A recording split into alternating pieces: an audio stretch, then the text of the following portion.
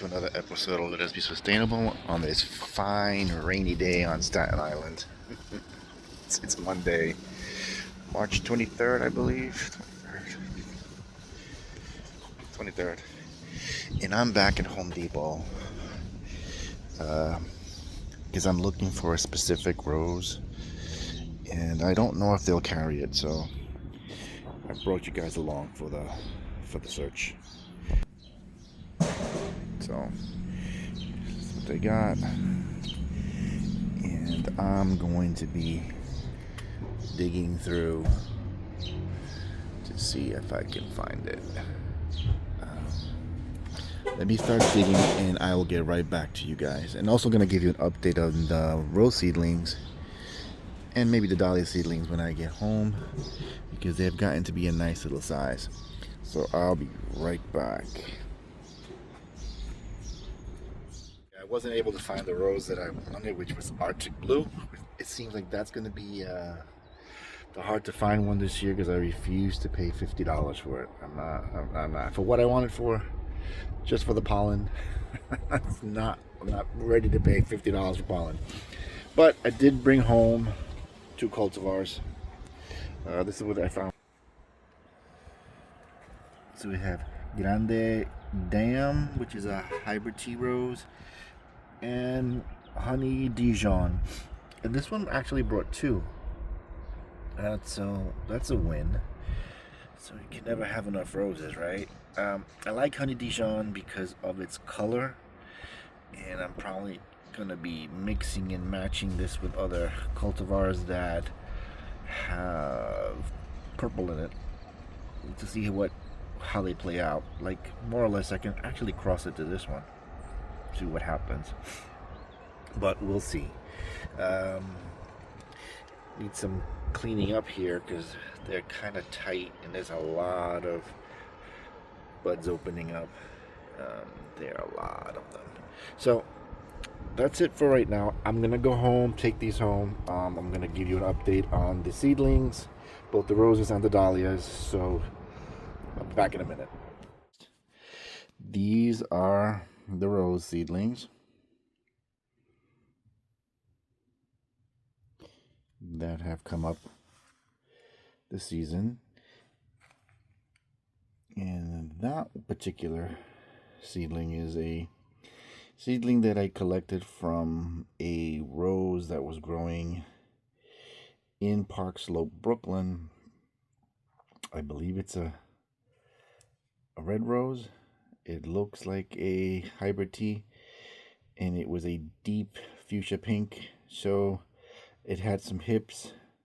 I took some, and that was the only one that sprouted. So that's that. These seeds over here were a gift from the rose dude, and he sent me over some 4th of July pumpkin patch whimsy and titling by Gently and a few others. This is the temperature in the room currently and the humidity. I keep track of that because if it gets too warm, the seedlings go back into another dormancy, which I think is what happened with titling by Gently. It got up to be 83 in this room, and I think they went dormant. The other ones sprouted before it became 83, so they're pretty decent. But there are plenty of seedlings to choose from anyway. So, and if you're wondering what these are, I will post the pictures of them. I've got these, I believe, in Family Dollar or Dollar Tree.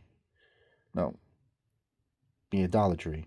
I think they were $1.25 each, and what they are is kitchen storage, like for spoons and forks.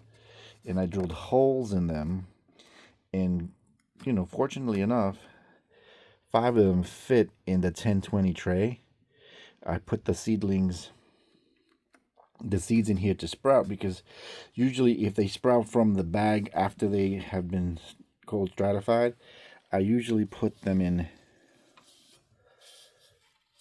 a little grow bag such as this one. This happens to be a Brindabella purple prince seedling, and you can see, I don't know if you can see the, let's see the roots grow through the bag. This is bad. There you go. And they kind of root prune it. So when they sprout inside the Ziploc bag, I take that seedling and put them in these little bags because I can write on them, which is what I like about them, and it's space saving. But when they don't sprout in the bag, I put them in these, I guess they're like, my best guess would be like a channel tray, so that I can pick them out and then put them in their individual bags, because this is time saving and space saving, because I can put a whole bunch of seeds here in one time and then just wait till they sprout and then pull them out. If they already did sprout and have that little root tail, then I put them in that little bag. That little bag is a lifesaver. These are the dahlias. Again, same process. If they sprout in the Ziploc bag, then they get their individual little bags. And these are Echinacea, something else I'm working on. These are Echinacea. So we're working on that. Here are more of those storage containers with seeds in them, but I put them in the larger storage tray from the Dollar Tree, where I put the water in here to act like a reservoir, and then the smaller one fits right in it, and it looks like it's like a little grave plot, if you ask me, with the tombstone on top. But these are Ranunculus.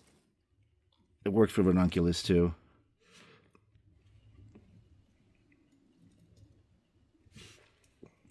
I pulled a few of them out already.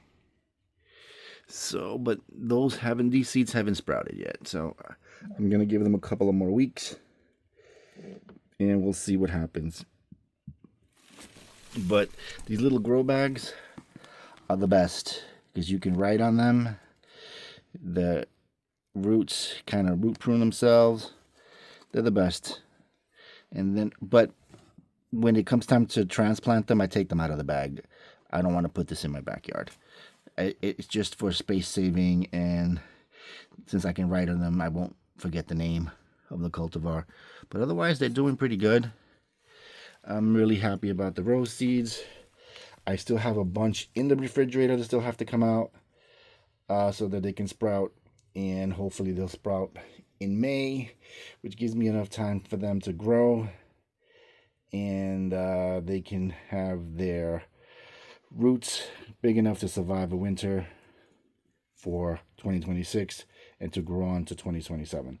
So this is my update for now. Comment, like, and subscribe. Tell me what you think. If you have any questions, let me know. Thanks for watching.